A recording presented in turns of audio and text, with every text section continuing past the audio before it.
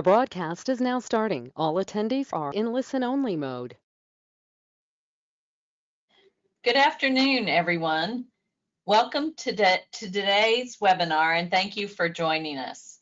My name is Deanna Helscher, and I am Director of the Michael and Susan Dell Center for Healthy Living. Today's webinar is sponsored by the Michael and Susan Dell Center for Healthy Living at the UT Health School of Public Health in Austin. Before we get started, I just wanted to make a few housekeeping announcements. So first of all, this webinar is being recorded and will be archived along with the presentation slides on our website at msdcenter.org. Secondly, if you have any questions during the presentation, please feel free to enter them into the chat box. We will have time for a Q&A at the end of the presentation. So now I'd like to introduce Dr. Eric Boerwinkle, who will introduce our keynote speaker. Dr. Boerwinkle is the Dean of the UT Health School of Public Health and holds the M. David Lowe Chair in Public Health, as well as the Kosmetsky Family Chair in Human Genetics. He is a professor in the Center for Human Genetics and Department of Epidemiology and is Associate Director of the Human Genome Sequencing Center at Baylor College of Medicine. Dr. Boerwinkle joined the Department of Human Genetics at the School of Public Health in 1991 and has been a fearless leader ever since. Thank you for joining us today, Dean Boerwinkle. Hello, everyone, and thank you for that wonderful introduction. As Dr. Helscher mentioned, my name is Eric Boerwinkle, and I am the Dean of the UT Health School of Public Health. It is my pleasure to introduce our speaker today, Dr. Brian Castrucci, for his presentation titled Refreshing Public Health Practice, the revised 10 Essential Services of Public Health. Dr. Castrucci is the Chief Executive Officer at the Beaumont Foundation, and throughout his career, he has been a disruptor and fierce advocate for the public's health. In the past 8 years, he's helped build the foundation into a leading voice in health philanthropy and public health practice. He's an award-winning epidemiologist with 10 years of experience working in state and local government health agencies. He's authored more than 70 peer-reviewed journal articles, editorials, and book chapters, and has shared his unique brand of practice-based thought leadership in blog posts and podcasts on several platforms. On a personal note, I've been a big fan of both the Beaumont Foundation and his writing. So without further ado, I'll turn the screen and the microphone over to Dr. Castrucci to start his presentation. Brian, yours. Thank you so much. Welcome, everyone. So let's just get into this and rock and roll so we have some time for questions at the end. First off, just a little bit, if you don't know about the Beaumont Foundation, you first have to kind of re-examine your life choices, but most importantly, go and check out the website. We advance policy, build partnerships, and strengthen public health to create communities where everyone can achieve their best possible health. That's my Twitter handle. I am a giant Twitter geek, and so it's a great place to hook up, and that's the Beaumont's Twitter handle. So 10 Essential Services of Public Health were first created 25 years ago and then never updated, partly because no one owned them. And so over 25 years, like any organization begins to need to update what they do. And no one did this. And so what we did is we came along and said, gee, it's been 25 years. Let's update these 10 essential services. So we went over on this journey of who owned them, and we found out nobody. Who was responsible for updating them? Nobody. And so we said, listen, we're going to do this work. And what I'm most proud of is we did it by crowdsourcing the recommendations and the updated graphic here. We had about 1,500 different people input onto what the new 10 essential services should be. We had an expert panel, But I love the fact that we had those 1,500 people. And I think one of the takeaways here is when we do frameworks and national movements and all these things that we do, we now have the technology to ensure a much more egalitarian approach. And that was something that was super important to us. And we wanted to make sure that when this was over, still nobody owned it, right? It's owned by the field. And so what I'm going to do today to introduce you to this new set of 10 essential services, and I think one of the most impactful things you see right off the bat, we switched out research in the middle with equity, because honestly, if you look at that older model, how could racism be a public health problem given those 10 essential services?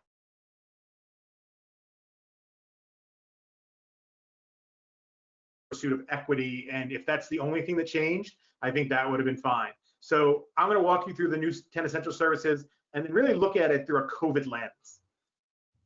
Here's the, okay, so let me just, my goals here.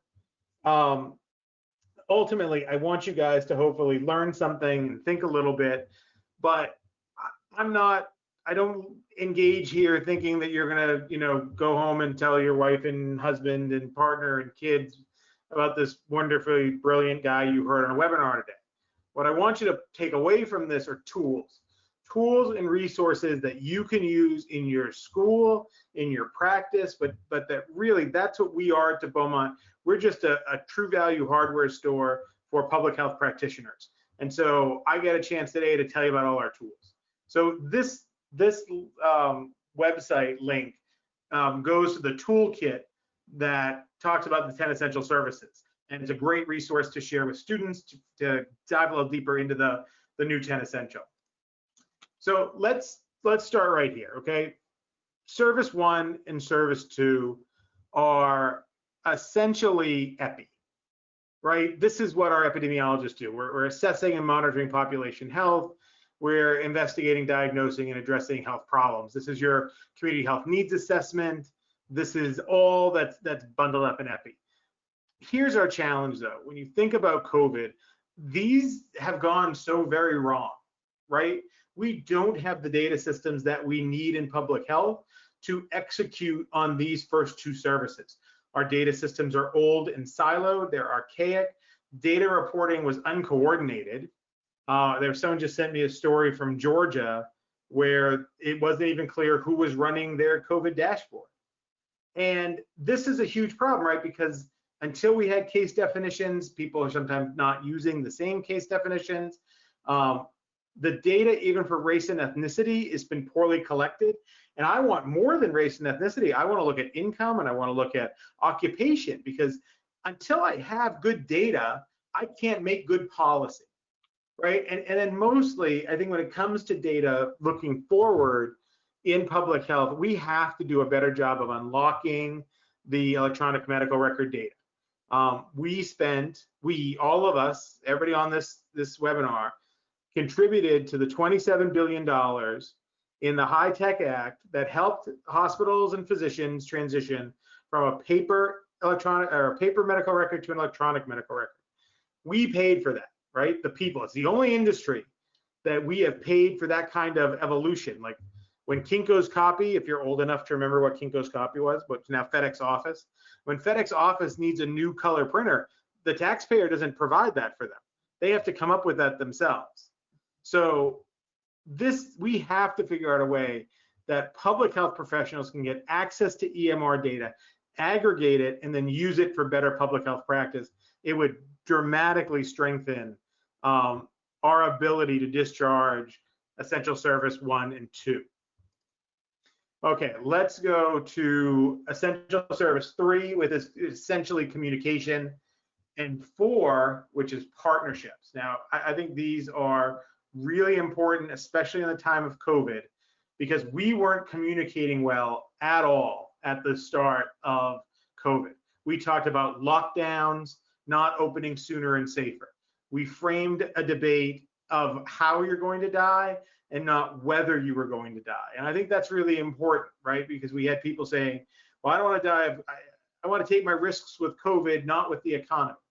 we didn't know what to do with COVID. We certainly could have enacted economic policy that would have allowed us to traverse this better than we have. And generally, our partnerships were underdeveloped in the public health space. This is like public health's Tinder profile, right? It's not very engaging. And we know that there somewhere in the US was a public health official who was meeting the superintendent for the first time to tell him or her that they were going to have to shut down the schools. That's a bad first date, like no matter how you slice it. And so we need, partnership is not something to be made in the moment, right? It should be preventative. It should be something on which you build resilience. And so we need to come up with better partnerships in public health. And so I encourage you to check out this toolkit, Public Health Reaching Across Sectors. It's at phrases.org. And what this is really the communications toolkit for your chief health strategist. And what we have in there are these metaphors to help us better describe public health. Now, anytime I say something to you, you have developed a brain architecture over time to help you understand what I'm talking about. So I say, hey, Eric, do you want to go get a pizza? Well, we both have a brain architecture that allows me to say the word pizza and for him to understand pizza and for us to go to the same place and get the food that we want, right? But when you say public health, we really don't have a good brain architecture for what public health is. It's vaccinations for poor kids. It's healthcare for people who don't have health insurance. No one really gets what we are. And so we're talking about these metaphors that were all research-based with folks from education and education and hospitals and business community and housing, and said, okay, how do you understand public health? And so one that I like is this: health is the foundation of a thriving community. I've been able to use that a lot in my media work to help people understand what public health is and why it's important. And what COVID has shown you is just like your house. If the foundation is cracked, nothing else works. And what we're seeing in COVID is that because our foundation is cracked, because we didn't have strong health, everything has ground to a halt. And so the phrases toolkit is full of this kind of stuff and full of a whole bunch of other materials. Like when you say, they hear, like just stop everybody saying social determinants of health because it makes you jargony and esoteric. And through our phrases research, the one thing that people said in other sectors is that public health is very book smart. And all of us were like, oh, well, that's positive. And then the researchers were like, no, that's not a compliment. So we have to find inroads into these other organizations. One of the other very cool things that we've done recently is a poll around public health and what people think about state and local health departments. I think we have allowed a very vocal minority to shape the national narrative as one party for public health and one party against public health, one for mask wearing, one for not mask wearing, and that's just not true.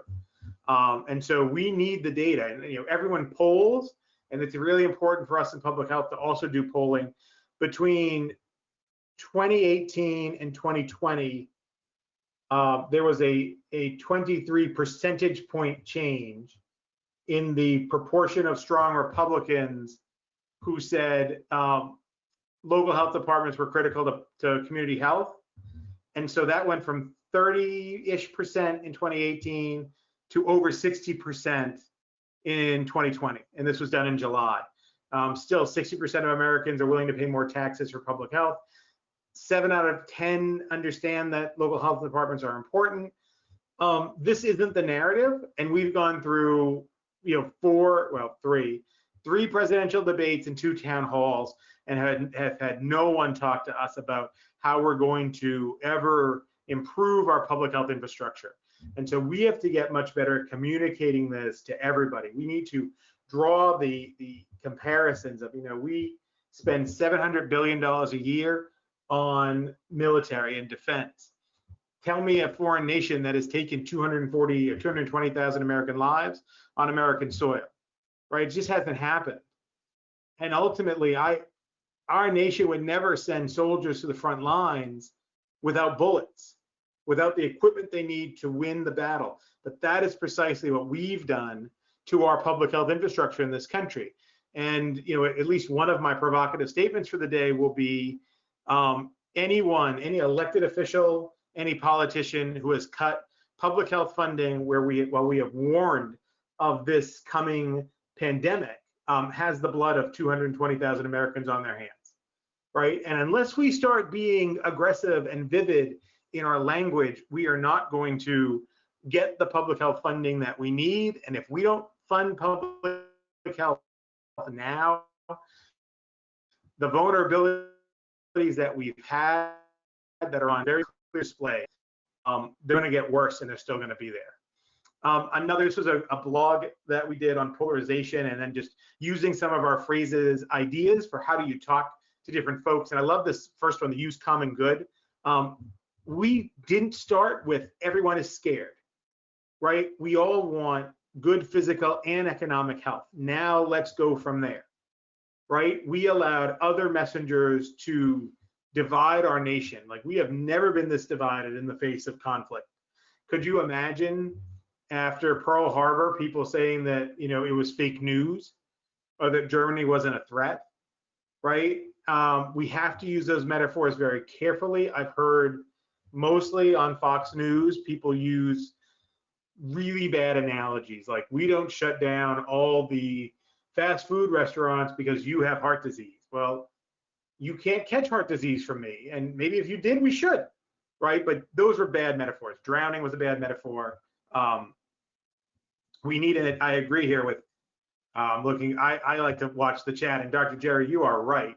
It's not a trade-off. It's a defense and security and public health. And our lack of public health right now is actually a threat to our security. And that's totally the argument that we need to be making. But we're asking for $4.5 billion for public health, and that's hard to come by. We have to understand it as the investment in our foundation that it is. If you are really into public health messaging, this is kind of cool. This is the CDC Foundation, the Beaumont, and Trust for America's Health came together to create the Public Health Communications Collaborative. Go to this website. There are just tons of good resources. We're working on a Thanksgiving resource to help people have that conversation. And we have a national webinar every month where people can ask questions about messaging or how do we say different things and how to align our communications better. We have, we have over 3,000 public health departments in this nation, and we left them on their own to come up with their own messages.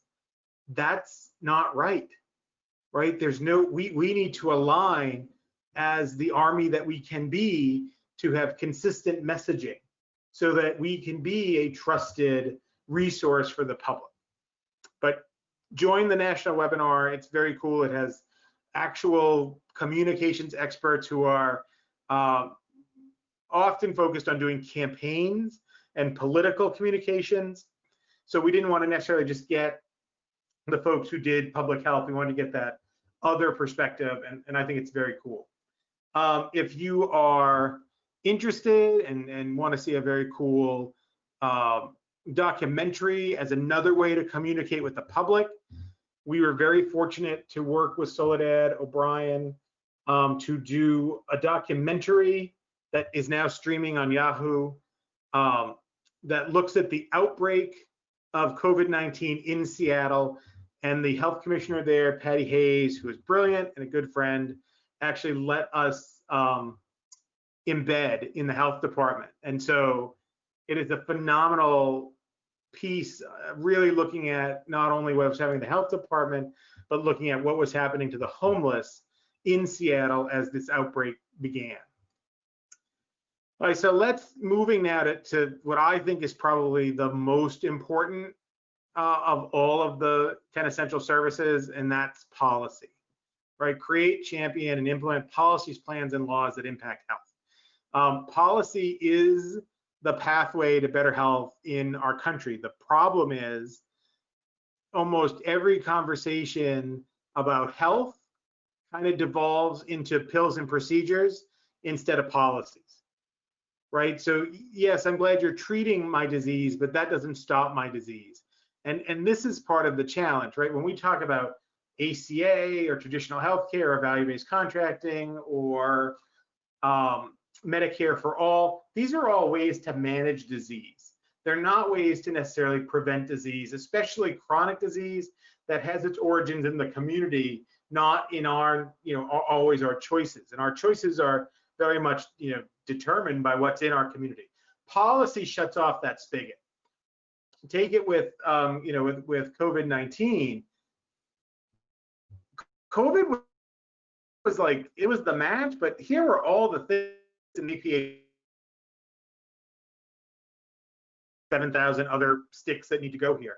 But pre-existing conditions and racism and homelessness and income inequality and hunger and the fact that we're one of 2 nations without paid sick leave nationally, all of that contributed to this blaze that we're dealing with, right? So I think this is super important to remember that, really decades of neglectful social policy contributed to where we are now and how we're dealing with COVID and why people are on the brink of homelessness. And so now we have, because of our lack of attention to policy, we have a pandemic wrapped in an employment crisis, wrapped in a hunger crisis, wrapped in a housing crisis, which will then sooner or later be wrapped in a mental health crisis.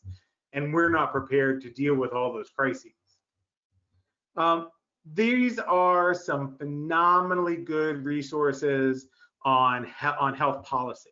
So health policy is a big topic. And I want my health policy the same way I want my, my pharmaceuticals. I want them to be evidence-based and tested, right? When I take a Lipitor, I know what it does, right? It lowers my cholesterol, it doesn't help me grow hair. And so it's been evidence-based, it's been tested. These 3 resources, promoting health and cost control in states, also called FACTS, gives you state level policies that are evidence-based and then rates the states after where they have them.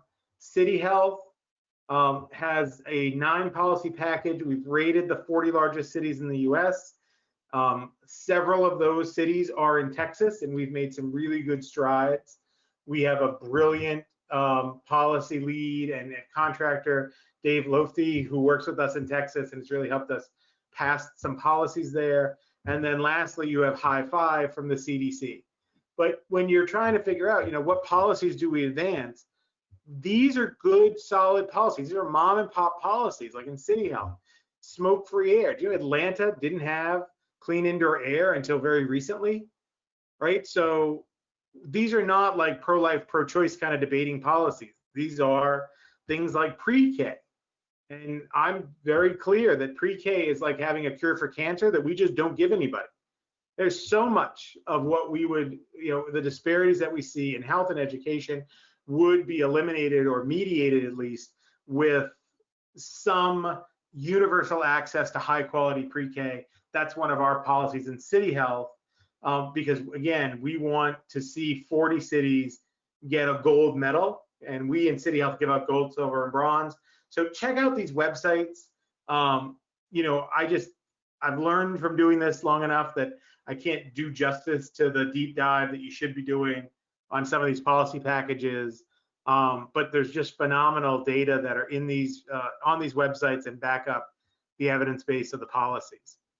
I've seen a good conversation emerging recently on what is the kind of population level mental health response. And so I think behavioral health is often defined as through a clinical lens, me and my provider, but there's a lot that cities can do to promote well-being throughout their city, promote better mental health. This is a report that we did with the Wellbeing Trust. If you have any interest in well-being and mental health, you should know the Wellbeing Trust. This is, I think we have 60 some odd recommendations for policies that cities should be enacting now to get ahead of the coming mental health crisis. Legal and regulatory actions, anytime we talk about policy, we think about that Mr. Smith goes to Washington kind of thing. Like we think about the legislature, we think about city councils. There's so much you can do with regulatory action that we often don't think about. And one of the awesome resources that we can do one of the resources that we've created is this assessing legal responses to COVID-19. So right when it started, right like within a month or two of COVID, a whole bunch of attorneys started to write about what are the legal authorities when it comes to your workplace, when it comes to public health departments. There's a good conversation in this document about preemption. So if you are interested in kind of the regulatory needs of cities and health departments,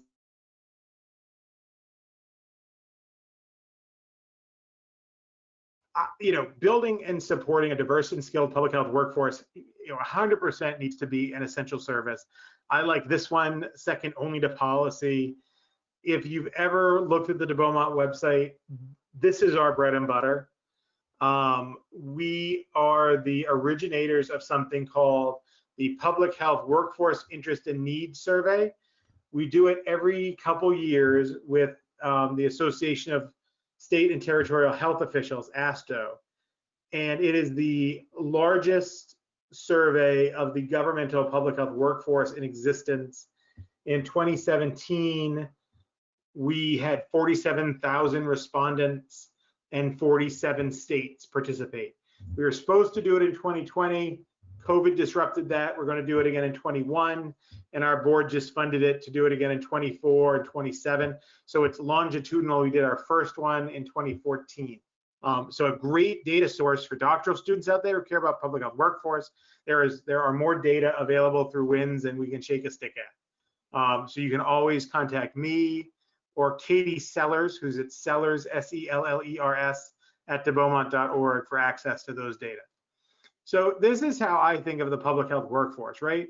We always talk about the improvements in health outcomes, and we talk about the doctors and the nurses and the pharmaceuticals and all the wonderful people that have helped improve health outcomes. And we miss that this miracle was really with the help of public health. And, we are there for every kind of improved health outcome. Public health has had a role in it. What is disturbing when we think about building the public health workforce, but we may not have a workforce for much longer. In 2017, when we asked, are you planning to leave in the next year, 25% said they were going to leave their job in the next year for reasons other than retirement. And 22% said they were going to retire in the next 5 years. So in theory, that would be a 47% turnover in our public health workforce by 2022. Now put COVID on top of that. And the American Journal of Public Health asked, are we having a mass exodus of our public health workforce? And, you see down here, the top 5 reasons for people are leaving: inadequate pay, lack of advancement. But there are ways that we can mediate that if we're very thoughtful about recruitment and retention in public health. This is a real challenge for governmental public health. We're now competing against Google and the Federal Reserve and others, right? So we have to really think about what kind of workforce we want in the future and work to recruit that workforce. Another kind of resource for building a strong public health workforce is what kind of workforce do we want? We learn in schools of public health to be phenomenal scientists. And I think there are, very, very smart scientists throughout public health. The problem is we're not so good at the strategic skills, right? The systems thinking, the change management, persuasive communication, problem solving. And so we need, when we talk about training and being a public health training center, and what's the continuing education that folks need, it's in these skills, right? These are skills that you probably aren't leaving your school of public health with. And persuasive communication, I think, is one that we're seeing like right now. And I'm super proud of some of the health officials who have like embraced social, and they're doing an Instagram live every day to answer people's questions. They're doing Facebook live. They're more out there than they've ever been before, but there are some who just are not comfortable doing that. And we have to make sure that we have people in place in health departments who have these skills. One of the things that comes out of our PH wins and is a kind of a strategic skill is budget and financial management. Now, in your traditional MPH, most folks are never getting a budget and financial management class. If you're an epidemiologist, you might have to take the policy and health administration general class, but you don't really get budget and finance. And I remember working with my Title X director in one of my previous states, and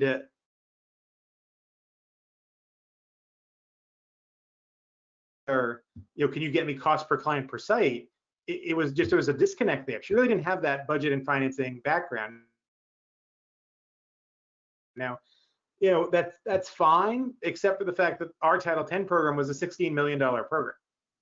And so we've created with the University of Miami this BEAM skills course. So let me tell you, this is a 20-hour asynchronous course. And it was written by people who collectively had 50 years of public health experience. And so all of the examples are public health. All of the lessons are public health.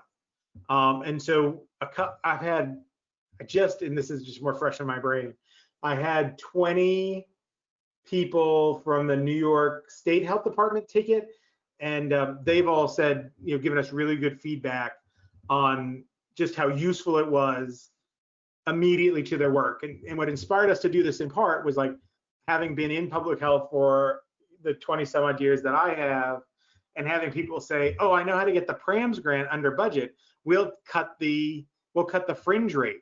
And it's like, well, you really can't cut a fringe rate, but they didn't know what a fringe rate was. Or getting a budget narrative that says, on the line item, it might be travel 5,000, and then having the budget narrative say the amount we're spending on travel is 5,000. It's like, well, that's not what we needed. So no one teaches these skills often, and so that's where BEAM is. And I think if we are to be successful and get money for public health, these skills are going to be all the more important. So, check it out. It's a great professional development opportunity. The cost for the certificate is $500, and y'all are at a school, and so certificates, that's pretty cheap for a certificate program. Also getting to just building and maintaining a strong organizational infrastructure for public health. It's, it is about the workforce, but it's also about the workplace. And so one of the most interesting things to come out of WINS is the absolute lack of the workforce who believe that creativity and innovation are rewarded in their health department. This is the only data point that less than half of the entire workforce agreed on. So, less than half of 47,000 public health practitioners said that creativity and innovation were rewarded in their health department. And you see here on the infographic the difference between the folks who were the executives, 67% agreed with that statement, and 41% of non-supervisors. Now, why this is particularly important is creativity and innovation trend with some of the things that are really important to us. So job satisfaction and organizational satisfaction are higher for those who work in health departments where the perception is that creativity and innovation are rewarded. Pay satisfaction, so the number one reason people leave, is higher, and intent to leave is lower. So this to me is one of those recipes that people can follow for how to make a better health department. You've got to figure out how to infuse creativity and innovation. And so the next question, of course, is how do we do that? So this awesome podcast that I have on the other side, and I'm just moving a block to see it, creativity and innovation in the public health workforce. So Rachel was a staff person at the Beaumont. Tiffany it was actually at the South Carolina Department of Health, which is not called, I think it's the Department of Health and Environmental Services in South Carolina. Between 2014 and 2017, they saw a 20 percentage point increase in the proportion of folks who were saying that creativity and innovation was rewarded. And so she talks about that on that webinar and really breaks down what they did to help folks understand how to maybe do a better job of that in their health department. These last two, which I don't talk about a whole bunch, enable equitable access really took out the idea of that it was public health's role to link or provide healthcare, right? That was an actual older essential service, and I have never thought that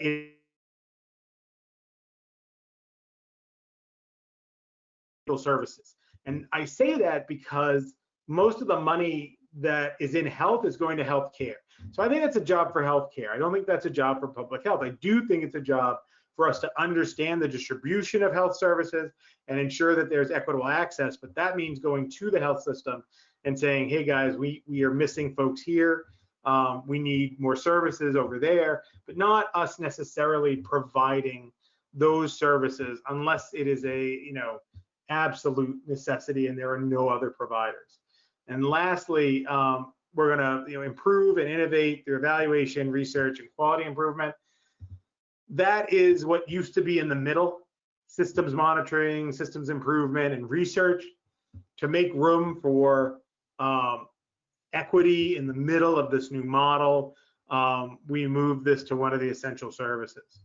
So here are some of the folks that have helped us develop this model. The Public Health National Center for Innovation was our partner, along with and they are a subsidiary of the Public Health Accreditation Board. Now, that's really important because FAB standards are based on the 10 essential services. So forthcoming FAB standards will be reflective of the new 10 essential services. That was the team from Beaumont, and then some great consultants that we got to work with. So I wanted to make sure that we had a good time for conversation because, ultimately that's the point of this.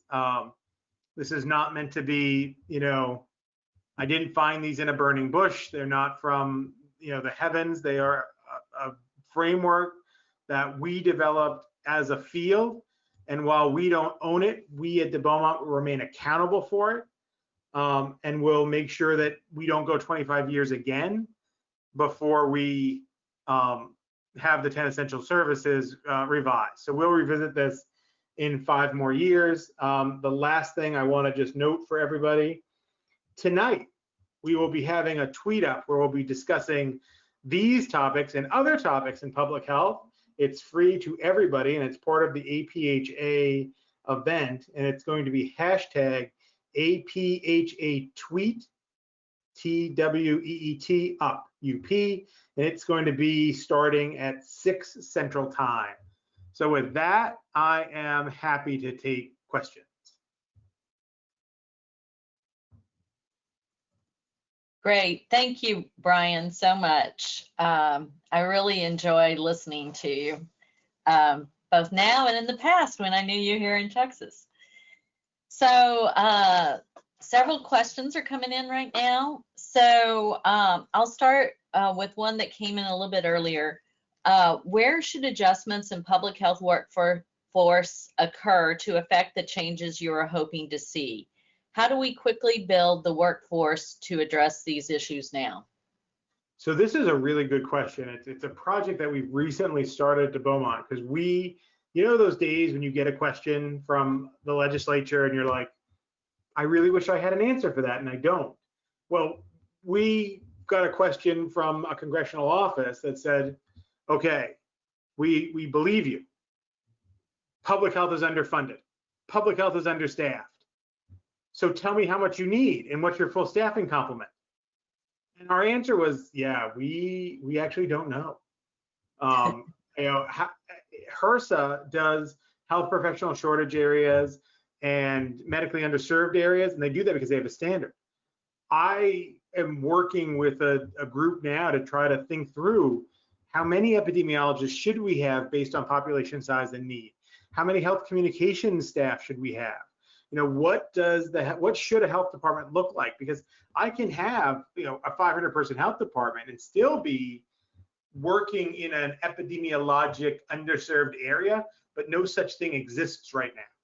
So we need to really have a good, clear, and we've never done this. There is no national workforce plan, right? It doesn't exist. CDC has tried, but they've never quite gotten there. So again, we're working with some of the associations on a national consortium for workforce development so that we can start to say, how many do we need? And so when I'm a local health official, I don't really know what I need, right? Because no one's ever told me. And so we are, you know, it's a somewhat satisfying answer, but we're efforting that answer right now. It's a project that we're leading called Staffing Up. And we're trying to get that answer, like what should these health departments have looked like? Because the problem that we have sometimes is, so I can tell you we've lost 60,000 jobs between 2008 and today in public health, in governmental public health. So what does that mean? The water was still clean, the air was still breathable. What were the real challenges? Like what were the pain points? And we didn't have any pain points. And so most people would say, oh, well, see, that's an example of we didn't need those jobs.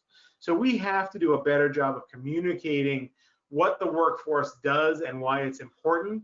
And this is a critical time for us to do it, though I will say I am extraordinarily disappointed in seeing, you know, issues around physician burnout, nurse burnout, grocery store clerk burnout, bus driver burnout, and just public health not being there, right? I don't begrudge any of those other professions, but I am disappointed that for public health, which is the front line before there is a front line, we have not really had a good grounding and conversation about what's happening at our nation's health departments.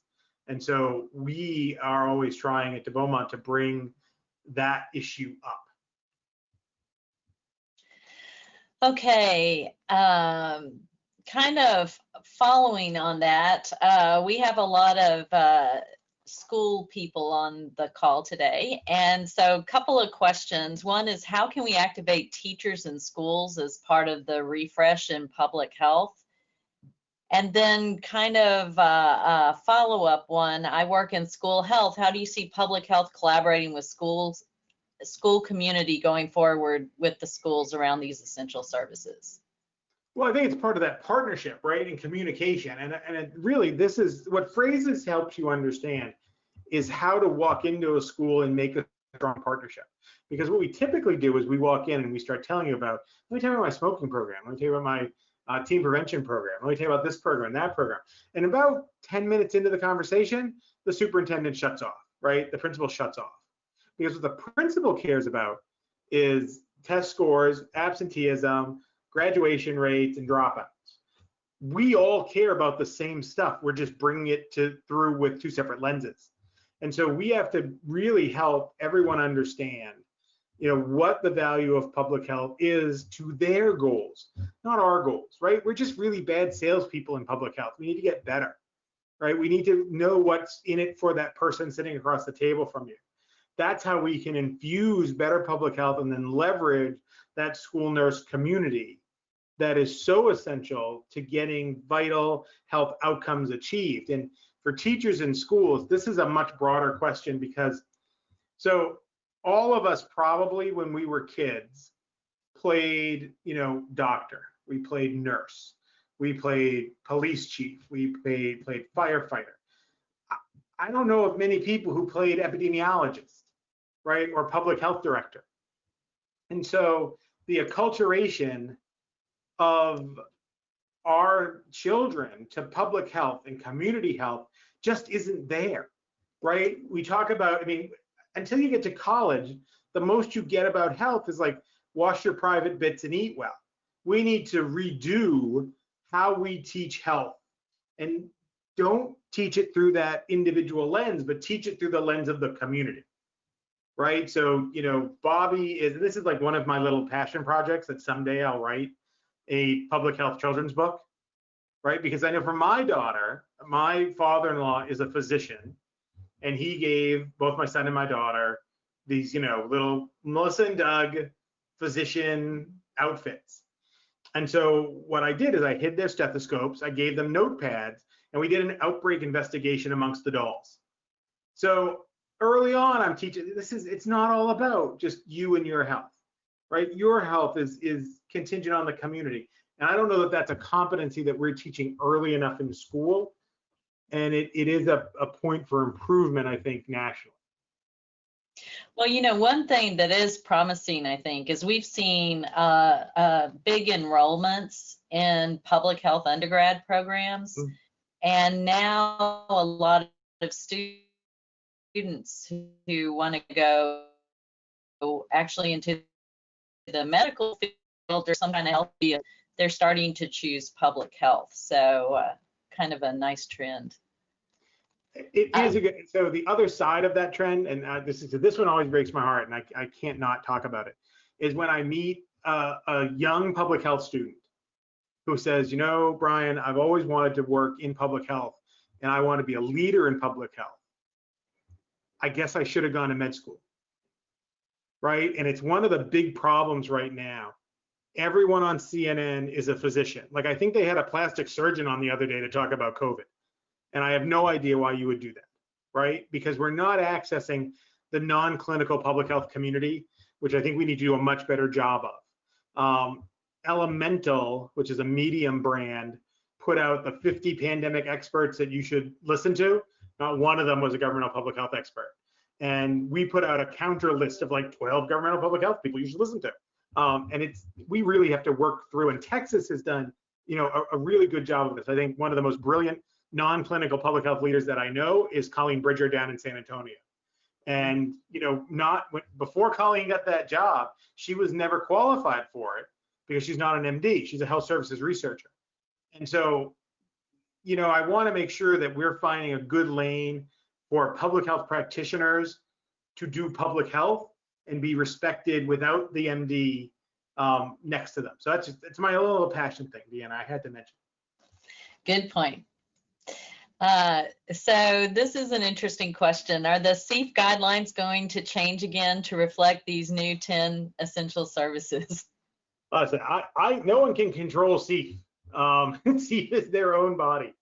I think as they do updates and as we think about this over time, hopefully curriculum are being responsive. Right now, I got a DRPH. I had a policy class, right? I want those policy classes to be better, to be stronger, right? To bring practice more to the forefront of our teaching. And I don't think we need CEF requirements to do that. I think we as educators in public health need to be thoughtful about how we are teaching public health and what courses we're offering. Like the most useless course I ever took was in my master's program. It was cardiovascular disease epidemiology. Why in the name of God did I take cardiovascular disease epidemiology as a 20-year-old with no public health experience, right? What I really needed was I needed communications classes. And I think that's where schools do have to be much more responsive. We are not training our public health graduates how to communicate. And if you're leaving your public health schooling, your education, without you having been on camera, even as an example, like, hey, go do this, or without having heard, like, what is it like when someone starts firing, questions at you at a press conference, or how do you make your grandma understand why it's not okay for her to come to Thanksgiving?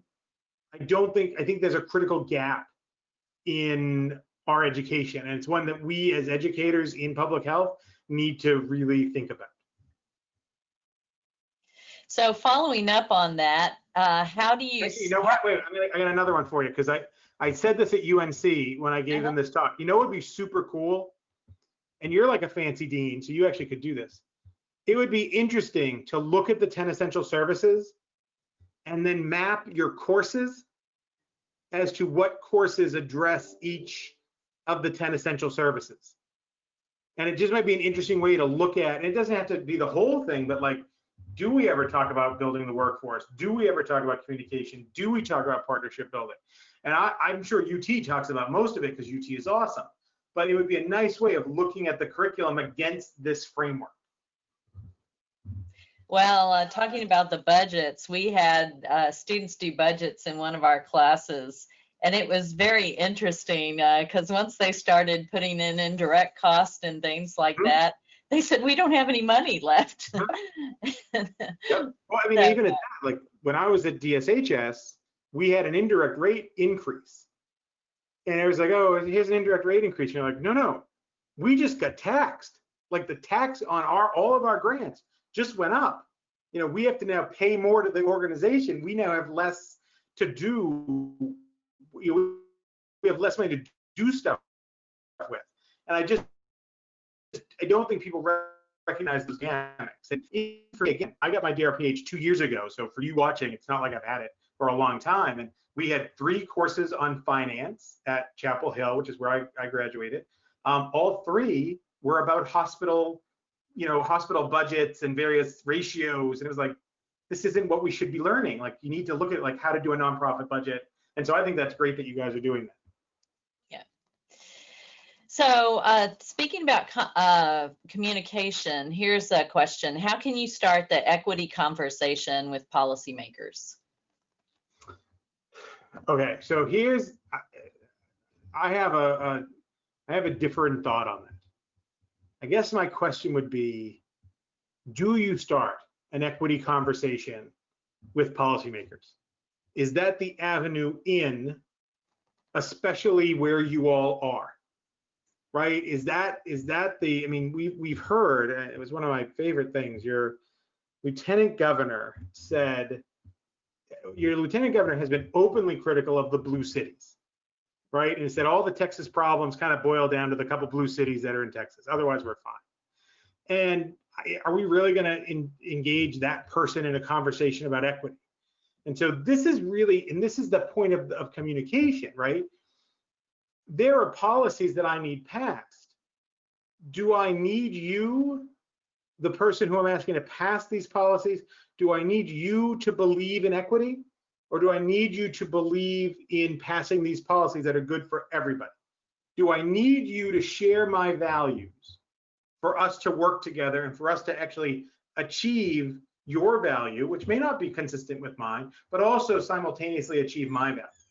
So I would ask, right, is opening a conversation about equity explicitly, is that going to get you to where you want to be with whomever you're across the table from, right? Or do you come at it from a different angle, right? Where then you actually achieve what you want and address equity, but you do it without being explicit if that's not what the person across the table wants to hear, or they're not ready to hear.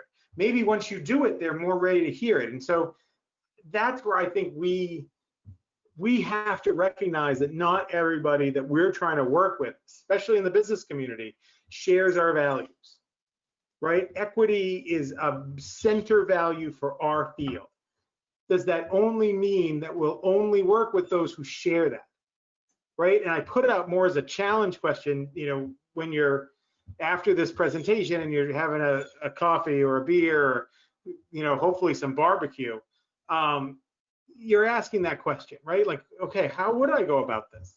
And if I lead with a value that the person across the table who has more power than me, if I'm not leading with the value that they hold, am I doing the right thing? Am I advancing my cause in the right way?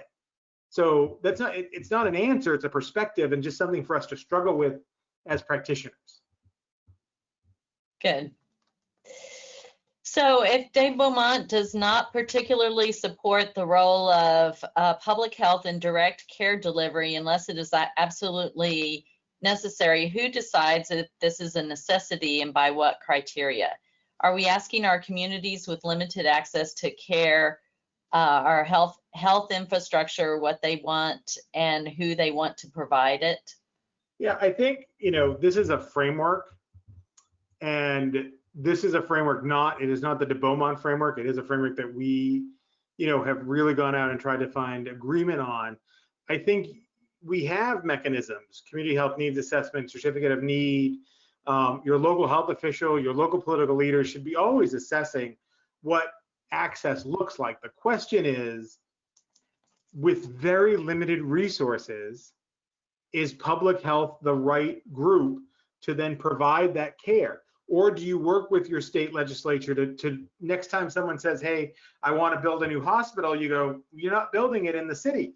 You got to build it out in the community, in the rural areas, or in an underserved area, in a HIPSA, in an MOU, in an MUA, right? So I think it's about, these aren't edicts. These are, how do we leverage almost, infinitesimal resources to try to achieve what we want to achieve? And how do we make sure that if there's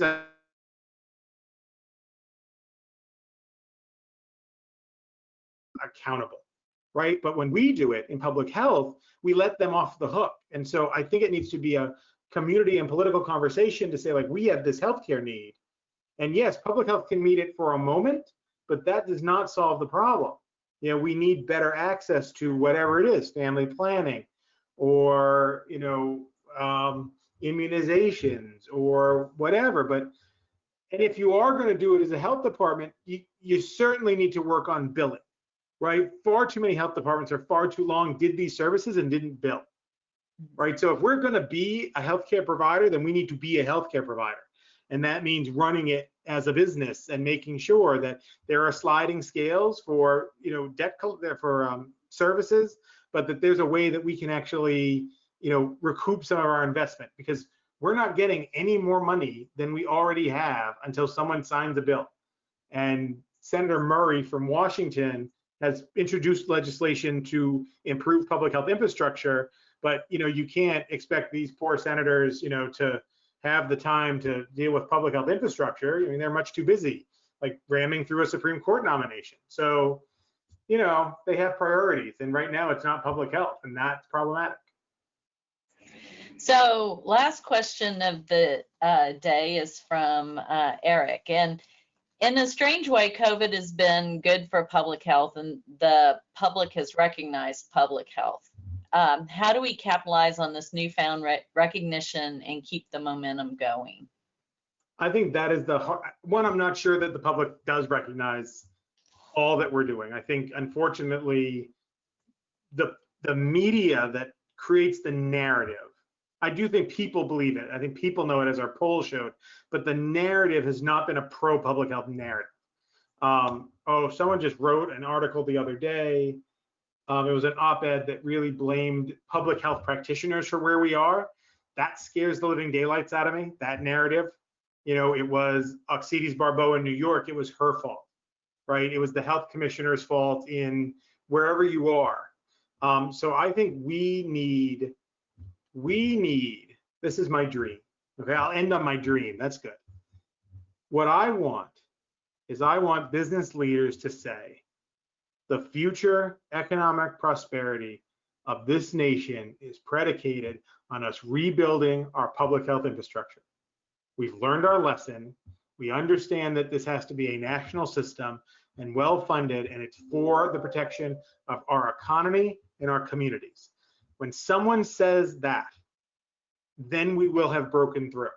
What we hear from Congress, what colleagues of mine hear from Congress is, yes, we understand you public health people think public health is important, but the flight attendants think flight attendants are important, and the restaurant industry thinks restaurants are important. And you know what? Those other industries, there's an alcohol lobby, there's a tobacco lobby, there's a gun lobby. There is no public health lobby. And we need to start recruiting and creating people who can carry our message, who are not us, right? Because when we carry the message into Congress, of course we want public health and we want public health funding. What else are we there to say? So there's nothing interesting there. But when, when the head of Dell Computers, or the head of, if you are working in a community, you already know the top 3 causes of morbidity and mortality. I need you to know the top 3 employers, because they're going to be able to get you public health funding at a local and state level. right? But we have to get other people. We need the hospital systems, the largest employers in our community saying, we can't do this anymore.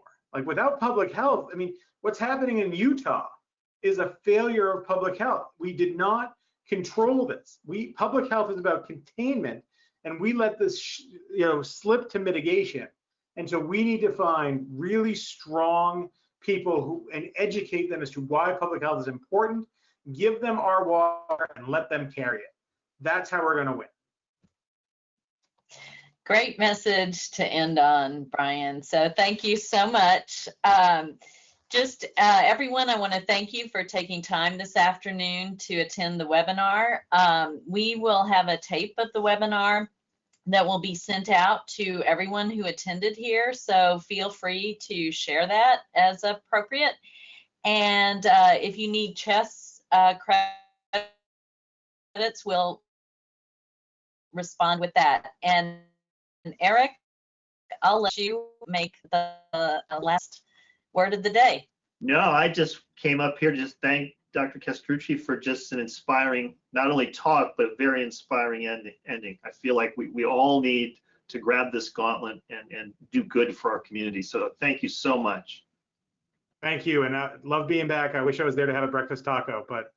All of us. Thank you so very much. Take care and all be safe.